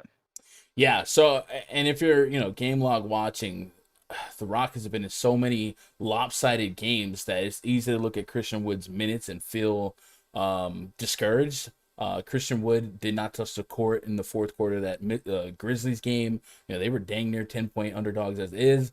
But heading into the third quarter, he did get 25 minutes. So if he gets the fourth quarter, I'm pretty confident in getting him to 30, 32 minutes. So I'm willing to spell my potential doubts on his minutes, and I do think sub 8K for Christian Wood in the nut matchup could give us 50 fantasy points, so I'm in on that for sure. And if KPJ was down, it would be a boost there for Jalen Green. Eric Gordon missed last game. If he played today, he might what's the word I'm looking for? Represent near 20 real points, and at 4,600, what else he's got to do to make that viable? So, any leans on the Thunder side here? It feels like with both these teams suffering and bleeding, hemorrhaging points to the center position, that you would think about the Thunder center, but could you get here with confidence? I did put 25 minutes on Jeremiah Robinson Earl, but he's just not been a big fantasy contributor, so I'm not like a warm and fuzzy there. You might see a world where Derek Favors draws a start, but is it really just like Bazley, Giddey, Dort, SGA, and are they all in the player pool? I think they'll be in mine, just not all together. Gideon Dort, I love playing Lou Dort. I know you're not a fan of Lou Dort, but Lou Dort has been a staple in my lineups in the last couple weeks. He just gets there and he's under 5K again. Why? Don't know. But he's getting, like I said, in the minutes, he's getting there for me around like 5 to 5.5x value. And I don't really have to think about it. So Lou Dort continuously would be my guy. I'm gonna play him. Josh Giddey was, and then he got super expensive and then he stopped balling out. But I can get back there today. It's just that I feel like their minutes are safe. Um, they suffer from blowout syndrome as well, where they get sat down because they're losing by 40. But I don't see any. I don't see if Houston gets blown out of this game, you might as well send them to the G League. Send them back to college and like call up Gonzaga or something because it's crazy. Yeah, But I definitely could see this game being sloppy, but a lot of fantasy goodness there. Especially with KPJ being out, and if you're saying that there's going to give Jalen Green more ball handling duties, you stick Dort on him, he's going to have like 5 steals. the torture chamber. Let's get caught up with some important questions. Chat, we are in 2030. We're 31 likes away from a free RunDFS.com week pass. So smash that like button, hit that subscribe, and make sure you have notifications on. Generic YouTube content guy screaming. Brandon McNair, big question here from Brandon. Says, Chronic, are you all about Wood tonight, or were you focused on the balls at all? Lonzo and LaMelo in a nice spot. I would like to say that I hate you guys so much. Damn, Lonzo is on the slate too. I was about to say that he's not. No LaMelo Ball, maybe some Lonzo Ball. Yes, Christian Wood. Leave it at that.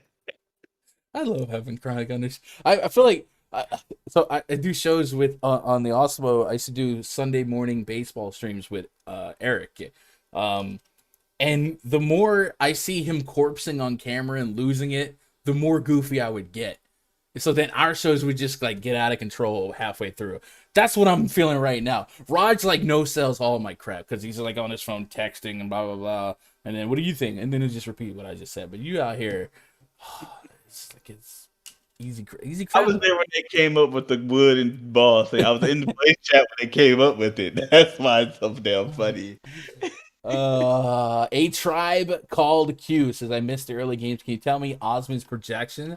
Yeah, sure. Let me go to player projections tab in the RunDFS.com NBA VIP spreadsheet and hit Control F. Strength and guidance.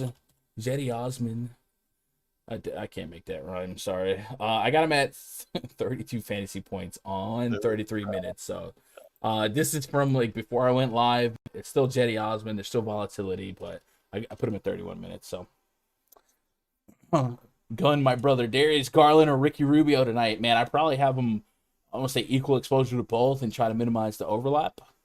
Remember, man, Cavs are in an uphill battle. 9-10 point spread. It could get out of control. So I'm late because I had to bake I can't say that. I can't say that. What? You baking cakes? You had to bake a fatty? Chronic? What's a fatty? I had to bake a fatty in the name of my man Chronic. Is that cake? Is that like red velvet? The devil's lettuce reference. Oh, I'm in for salad. Did you see that clip of that Fox News anchor? He was like, I was watching you and blah blah blah. She's like, I never did that. It went a little viral yesterday, and I'm not sure if she was joking or not, but anyway, that's I was going for her. What are we doing? Oh yeah, that's right. We're doing Phoenix Suns hosting the Dallas Mavericks. Project starting 5 for the Mavs. Jalen Brunson, Tim Hardaway Jr., Dorian Finney-Smith, Kristaps Porzingis, Dwight Powell up against Chris Paul, Devin Booker, Mikal Bridges, Jay Crowder, DeAndre Ayton. Probably nothing to see here. We'll just go on to the next game, which is I'm just kidding. Fade everybody. There's no good place in this game. Luka Doncic is out. Maxi Kleber is out. So we do wrestle with a little bit of is the matchup a little tough to maybe overexpose ourselves to Porzingis, who's at 8,800 on FanDuel, 74. You need that 40 plus. I think that's kind of the line I'm walking is what to do with Porzingis because obviously the responsibility, the usage goes there for him, and my fingers are locked, and I'm just stuck like this for the rest of the stream. But Jalen Brunson feels like a lock. Chronic, in 20 lineups, would you be bold enough to lock button Mr. Jalen Brunson as I've locked my fingers together? Man, talk about usage, right? I think, yes. I would say I'm minting him at like 80%, and then I don't know what is that 2 lines, 3 lines I won't have him in, and maybe get a little different there and hope. But I hope he's gonna get there. What I will say is chalk Porzingis. Please be careful, because this man will bust. Oh, Lily. Okay, I'm sorry.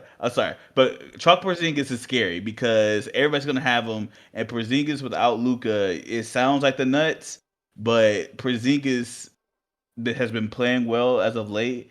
But Jesus, how many times have he's got you like 30 DKP when he's chalked? It's just been a bum. And also, how do they not get slapped by Phoenix? That's another thing as well. And I feel like he'd be one of the first people on the bench if they get torched. Yeah. So since the beginning of this season, when you put on Jalen Brunson, Kristaps Porzingis should take off Luka. It's not gonna be as big of a minute sample size, just 58. Jalen Brunson over fantasy point per minute. Kristaps Porzingis 1.5. Now, 50 minutes doesn't really tell the story of what the matchup is. So we'll draw that back to last year at this time. And I did this query this morning, and no matter which way you slice it, you're gonna get big time usage numbers on both Brunson and Porzingis, and you're probably going to be confident in the assumption that as Brunson and Porzingis succeed or fail, so will the Mavericks today in this spot. Porzingis, since the beginning of last year, 1.23 fantasy point. Hiccup. Oh my. 1.23 fantasy points per minute. And Jalen Brunson over fantasy point per minute. So it does feel like Jalen Brunson feels like the safer option. Maybe it's just because we know big minutes for him. Maybe it's because we know he's just he's a bucket here. And maybe it's just because he's a lot cheaper than Kristaps Porzingis. So that's kind of the way I'm wedging it. I would assume that your casual player will also treat it that way. More Brunson, Porzingis, but you like the thought of both. Chat, what are you guys doing with this one? Are you locking Brunson in? And how hesitant are you on Porzingis? Because he has every bit of 50-point potential here. But man, Ayton in the front court, Jay Crowder in the front court, Mikal Bridges messing with, like, this is not, in my estimation, a pushover defense. And if we go look at that team metrics chart, we sort it from best to worst defensive efficiencies. The Phoenix Suns have worked their way up to being top 5. So that's really doggone good. So yeah, I would say that there is a range of outcomes where the Mavs maybe get smoked here, and 8.5 points kind of leaves the door open for that to happen. So definitely have to be a little trepidatious with our walk with Porzingis here. Suns side, Chris Paul 8.9, 8.7. I'm looking for 50-ish at that point. Same with Devin Booker. Devin Booker's Fanduel price feels a little bit more welcoming. I can get the 40 plus. And then shout out to Josh Plays DFS in the YouTube chat. He says DeAndre Ayton, my favorite play. Ayton is only 6,200 on DraftKings. Talk about it. And didn't we get word that Kaminsky's out? Kaminsky is out. Yeah, so I mean, 30 plus minutes. DeAndre Ayton's probably just underpriced as is, but it doesn't hurt that Kaminsky's out. So if you get 33 minutes of DeAndre Ayton, you're probably going to get mid 30 fantasy points as your spit back. And then maybe even more here. 5 and 6 fouls his last 2 games. You want those to come back down a little bit, but I still think 40 plus fantasy point potential is in the works here for DeAndre Ayton. I would definitely see myself having an aggressive amount of him on DK. We're getting a $1,600 discount from Fanduel to DraftKings. If we go look at that team metrics chart, or excuse me, if we go look at that, DVP. You're looking at the DVP. Dallas is giving up the 3rd most fantasy points per game to opposing bigs. So I'm here. Yep, so sign me up. And if you're concerned about his minutes, with 5 fouls, first game back was last game after a 5-game layoff, 32 minutes, a competitive game against the Timberwolves. So I think the only way he doesn't get 30 minutes today is if they smoke him early. But I would think just off the DVP, it's Ayton that's going to help them do the smoking. So I'm with it. Linton Davis says, any news on Middleton? ESPN's reporting him out too. So apparently ESPN, at least people in chat, have read Jimmy Butler and Middleton out. If they put blurbs with it, check the date on it. Sometimes it's just old blurbs that they haven't updated. So keep an eye on that. Hey, yo, Utah Dolphin. Appreciate the sub, man. I love that name. What do we got to do? We got 1 game left on the docket. Chat, take a pause for the cause and plug Prize Picks, man. Prize Picks is one of the presenting partners of my content. One of the reasons we're able to continue to pump out some of this free stuff right here on YouTube. If you guys haven't checked them out, you should probably check them out. Yesterday, I put you guys on that Taco Tuesday special that they had been doing, and they just keep pumping out really fun promotional stuff like that to jump on and capitalize. I said it 2 days ago, the bigger the slate, the more I do like Prize Picks, because there's just more options. The likelier a soft line that you can really get on the over or the under, and feel good about yourself. So tonight, same situation. If you guys haven't tried Prize Picks, or you just keep hearing me talk about it, or you hear anyone with a YouTube channel and a Twitter talk about it, because everyone has a code, you can go check out prizepicks.com. And if you sign up using the promo code Gundacker, or the link that should populate in the chat in just a moment, they will match your first deposit up to $100. So if you want to go full on, send one of those Kelvin Benjamins, you know what I'm saying? It's not Kelvin Benjamin, by the way. Like Kelvin. It's just Benjamins, right? It's all about the Benjamins, and then we're sports. Travis Benjamin? I don't know. Sports Benjamins. If you guys want to take full advantage of the $100, hey, that $100 becomes $200, so you guys can fire off entries any which way you want to, but you can make as little as a $20 deposit, place some $5 cards. That $20 can become $40, man, no risk, and then you get double your deposit. So go check them out. How I like to play Chronic, and I know you guys and members of the RunDFS.com community like to compare their board to my board. And we have a companion tab in the RunDFS.com VIP spreadsheet, that players props tab, and that'll get you started. Yo, Poker Profits, man, I appreciate that sub. We're getting some subs today. You guys are the best. If we get to 110 likes, by the way, we'll do a week pass. So if you guys are trying to get to some free VIP content, smash that thumbs up button. So a couple of names here, looking at the fantasy point scores. If you guys play on Fanduel, their fantasy scoring mirrors that of Fanduel. It's the official NBA scoring, where they give you the 3 points for the steals and the blocks and stuff like that. So looking at my early player prop projections, and sorting it from Prize Picks fantasy points, a couple guys at the top for me that I still like just talking through the games. We did like Jason Tatum a little bit, so I had him at 49 Fanduel points, which is Prize Picks points. Wonder what their line on Prize Picks is. I forgot. I gotta learn how. They're at 43.5, so I got a little bit of wiggle room, not huge. What about Clint Capella at 33? I feel like my projection's got to be a little higher than Capella. That guy has rebound prop at 10.5 too, and I'm pretty sure he constantly goes over that. Yeah, I have Capella at 38. Yeah, but you got him at almost 14 rebounds, so that's some So juice there. Some ways to dance with that. So anyway, that's a quick way on how you guys can use the spreadsheet as a companion piece to go out there and bet some of the Prize Pick stuff. And they don't have just basketball. They have football. They have college sports. They have esports. We definitely get into the CSGO street stuff like that. Go check it out. And like I said, you tell them I sent you, they'll double your deposit up to $100. And they send me some kickback for everyone that signs up, which helps keep these streams free, and it's a whole nice circle, and I can come out here and make Christian Wood jokes, and everybody's happy. And then, of course, one game left on the docket. You guys want access to the spreadsheet? You want access to the Discord? What? Well, you guys can get it without having to win a contest. Just go to RunDFS.com, find a pass that's right for you, try it out. There's plenty of people in the chat right now that will vouch. Yo, shout out to Izzo. What the freak? Izzo, I know you've been subscribed. Y'all here hustling just to get your name on the screen. Don't. Get yourself into the RunDFS.com VIP Discord. Immediately following the stream, I'll be in the NBA voice chat. You guys can hop in, grab a mic, make some friends in the DFS space, or just listen in, type some stuff in the chat. This is part of the process every day, right, Chronic? We hang out a little bit, we make our player pools, we wait for news, and we react, we hunt for props, and it's just a community-driven approach. And then we got guys winning and girls winning at every level. Quarter arcade takedown, single entry takedown. Shout out to Zay Charles the other day, hit 5K in a single entry. Our boy ABP has won 2 millionaire makers since last December. Has won like 50K in the last month or so on some NBA stuff.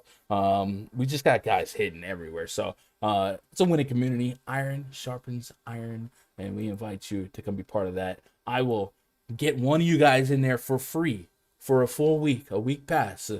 All you guys got to do is get to 110 likes by the end of this next game. And then we'll do a raffle. Bulls at the Blazers. Main event tonight. Your project starting 5 for the Bulls. Lonzo Ball. Actually, should I catch up on chat? Did I miss anything? I don't think I missed anything, right? Boom. All right. Bulls at the Blazers. I scrolled all the way up looking for Clint Capella somehow. Project starting 5 for the Bulls. Lonzo Ball, Alex Caruso, Zach LaVine, DeMar DeRozan, Tony Bradley. Taking on Damian Lillard, CJ McCollum, Norman Powell, Robert Covington, and Yusef Nurkic. We got a 219.5 total. My birthday. With a 1.5 point spread in favor of the home team Portland Trailblazers. Chronic, I see Damian Lillard, not a lock, not a guarantee to play, playing with that abdomen. An injury he suffered in the Olympics. Ooh, yeah. Doing that thing again. You got any tells on Lillard? And while you're looking at Lillard, do you have anything on Alex Caruso and Javonte Green? They got some Q tags on them as well. So it looks like Lillard is questionable after playing on Monday. I think he played decent that game too, so I think it's possible that he's playing. They have a back-to-back coming up, so I think that's interesting to keep in mind of that he may start sitting on other half. This have set. One side of the back-to-back when the guys are until he's fully healthy. Alex Caruso is looking like he is probable today with a left wrist contusion, so he should be fine. And then the last guy is Javonte Green, and he's looking questionable. So we won't know about him or Dame yet. But Alex Caruso's lucky he's playing. All right. Kobe White working his way back into the mix here. Yeah, man, what do we do with this game? So Lillard, obviously his presence would mean a lot if he doesn't play, and this is probably not news we'll know for sure when the slate starts or even halfway through the slate. But if he didn't play, Anthony Simons would be just an elite value play at 3,300 on DraftKings. Obviously, we would bolster the usage and the potential for CJ McCollum. We still got to respect the Bulls, I guess, defensively. I think this total is kind of high considering that, the Portland Trailblazers feel like they've been on the struggle bus, and the Bulls have been playing okay defense. So I think we keep that in our minds here. If we are managing multiple lineups throughout the slate, could we find some 2v2 pivots later in the night if Lillard got rolled out to get to Anthony Simons and maybe a McCollum, something like that? I'm sure something would pop up. Looking at the previous game, maybe if you had some dead lineups, you could move off of some Porzingis and stuff like that. But it's really just 2 games after the 8 p.m. game, so it's a 2-hour layover. So there may not be a whole lot to do. So you just have to kind of play with it with what you would think your risk tolerance would be and having exposure to some of these guys. And I think one of the ways you could go is Damian Lillard, at least on FanDuel. Damian Lillard's 8,200 on FanDuel, and CJ McCollum 78. So I've been a proponent of not being scared to play Damian Lillard at this price point because I do think 40 plus fantasy points is a likely range of outcomes in competitive Blazers games. And if he didn't play, I could probably switch that to CJ McCollum. But don't catch me lying. Let me make sure that McCollum is point guard eligible or Lillard is small forward eligible. This may not be the case. Portland.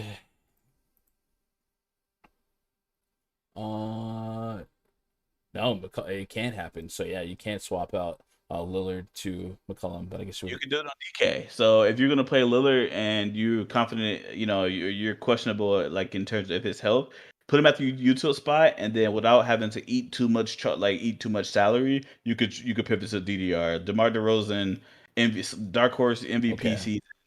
You could definitely do that on DraftKings. That'd probably be my pivot. Yeah, Lillard. So Lillard to DeRozan. So Lillard's more expensive, so you'll be fine. But you only eating like $200-300. I'm digging it. I like it. Yep. I like it. 12 more likes, free week pass giveaway. And then this front court situation for the Bulls, they are so undersized that their rebound rates are suffering, and as not great as the Blazers maybe have been on the eye test, they are rebounding at a above average clip. So this could be a good spot for maybe use of Nurkic to stun some people late in the night. I was going to pull up the rebound rates, but Nurkic, I got him at 22 minutes. He's getting really dangerous in the 6Ks right now. I was at that price range. We're all over DeAndre Ayton. But maybe in the context of a late slate, Nurkic has shown a propensity to overperform per minute, 1.5 fantasy points per minute. So against an undersized Bulls court, might be a spot where he can take over. Larry Nance has been getting a little bit of run here lately. Always fun to see the Patrick Star memes when Larry Nance does something. And he's at 3,200. I got him for knocking on the door, 20 fantasy points, a little over. So a couple of guys to maybe take advantage of. And then if Norman Powell didn't play, that would just be a little bit more boost for Nas Little. And you can hate me now, Chronic, but I would play some Nas. But I won't stop now. You had said in the context of the late slate, Aiden's on the late slate. You Okay. still play Aiden on Nurkic. Oh, you can put me in YouTube, you know what I'm saying? YouTube, you know, whatever. Yeah, I got you. You try to correct me, bro? On my own show, bro? On my own show, bro? Man, I'm just saying. Yeah, so just a little about this game. Okay, so Kobe White was back, right? And people were concerned about Caruso's minutes. Kobe White played 11 minutes. Not saying it's going to happen again, but like I also don't think Kobe White's good. Caruso didn't have a good game against the Lakers, unfortunately, because I played a lot of them. But he still should get around 30 to 34 minutes a game. His minutes floor is insane right now. And I don't think that Kobe White's eating into that. Mm-hmm. So chipping a chair, $4,300. So if you need some value, or if it's a late slate, or if it's just in general, Caruso should be out there at least getting cardio. So at least you know he has the opportunity to get some stats for you there. What are you doing with Zach LaVine versus DeMar DeRozan? Because they're both having really, really good seasons. Can you play them both? I feel like they're expensive. Well, DeMar's almost 8K, and LaVine is 8,500. So talk to me about these guys. Yeah, I think I do get there. I think they've both been averaging, over 25 real points a game, and it's not quite the KD Westbrook combo, you know what I'm saying? But there's a world where I can throw a blanket over those two and know that I'm probably going to get, 40% of the team's real points, and then whatever peripherals follow because of how short staffed they are. If you got, they're already without Patrick Williams, they're without Vucevic. If Caruso or Javonte Green were down, it's just even more potential opportunity for them. So I'm fine with putting them together, and I think a lot of people have been a little bit trepidatious on doing that, and even Lonzo Ball can be kind of inserted into like the 3-man stack there. But I definitely don't get too hesitant on doing that. But yeah, let's go ahead. Let's set up the week pass giveaway, Chronic, while we cook up our bold calls here, guys. If you guys are looking for some more content after my show, if you're not getting into the RunDFS.com VIP Discord, I definitely recommend go checking out the deeper dive from Osmo. They'll be able to give you a little bit more context with ownerships, and ownerships are very, very important here. So keep hitting that thumbs up here. I don't even know if we're at 110. I just see 100. So if you guys want to be real ones, keep hitting that thumbs up. Let's complete the last giveaway. Shout out to Alex who won the last one, by the way. And then we'll start a new one, custom. And then what will happen is you guys will have 5 minutes to type the keyword !raffle. Throw your questions in chat. I will find them and answer them while we wait this 5 minutes to go. And if you win, type your Twitter handle in chat and then DM me on Twitter with an email address, and we'll get you hooked up, right? Let's get caught up on chat, if anything, right? I think Young C showed up, was the 100 like. Shout out to Young C. Young C.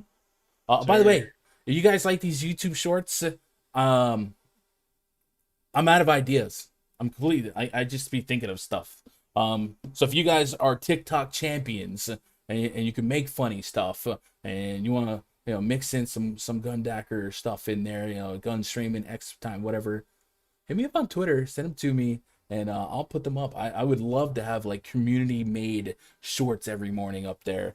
Even if you're like hating on a person. I thought about doing a rap over a beat on one, but I don't know if the world's ready for that. Dope Heathen says anyone on Hardaway Jr. I didn't at the moment, but I definitely think like if you get a little bit more creative and start thinking out loud, if you maybe paint a picture that Porzingis fails, right? I think there's a world where you could get Hardaway being a little bit more successful and play minutes and have the score. So I don't think that's a crazy thought. Wasn't somebody that was on my short list, but I definitely think it's possible. Josh says somebody's gonna bink tonight. Let's go. Yeah. Josh Gillen says if you're doing 20 lineups, how many players are usually in your player pool on a night like tonight with 11 games? Chronic, maybe you can help out too because you do with 20 lineups. But for me, what I would say is first of all, decide on who your core is. And for me, my core is five guys. I think that at their price point, at their matchups, with everything set on the table, these guys are either too cheap or I'm just that in love with them. And these are guys that if they do well tonight, I should do well. So these are guys in 20 lineups I probably want at least 50% of, and I would build around that. And then as I start reaching away, I could see myself getting to like a 15, 20 player pool. But that's really a risk tolerance that you guys would have to decide what's right for you. I think I like to win big or lose big, right? If my core fails, then I'm probably failing for that night. But if my core hits, I not only win rather big, but I also probably have the better shot at getting the right late swap opportunities later in the night and stuff like that. So, Chronic, do you agree with that for the most part? I know I kind of like breeded you. Yeah, no, you're fine. Yeah, I do agree with that for the most part. I think that for me, one thing I don't do is I don't get like 2, 4, 5% of somebody Mm-hmm. because of like if James Harden goes off and you have one lineup with him, I mean, unless that lineup is the nuts, it doesn't really matter, right? I'm one of those guys that I like to have at least 15% of people that I think are going to do well, and that what I'm starting to do is sprinkle out value more. So I'll have more value guys cap those guys at 10 to 15%. That way they won't kill you if a 3K guy only drops 12 or 15, right? Mm-hmm. Um, but having 80% of that 15, you might as well close out for the night because some value guy is going to go for 10x. Yeah, usually if I find, I have 1 out of 20 lineups with this guy, I'm like, well, what does that mean? So, I don't know. Lynn Davis says, I know Houston, OKC, Chicago, Portland. What do you think about that game? I think Houston, OKC could be a sloppy shootout. If KPJ ended up being out, we could even more harness some higher usage for Christian Wood. And I know Chronic loves Christian Wood. He won't shut up about it. And then you could look at Jalen Green, maybe some Jay Sean Tate, guys like that. And then far as that Chicago Portland game, I think a lot of my Portland thoughts would be contingent on the availability or lack thereof of Damian Lillard. We just talked about that. But yeah, if he's in, I'm liking Lillard on FanDuel at least. But So really quick, Chicago being a 1 point dog to Portland, blasphemy, absolute blasphemy.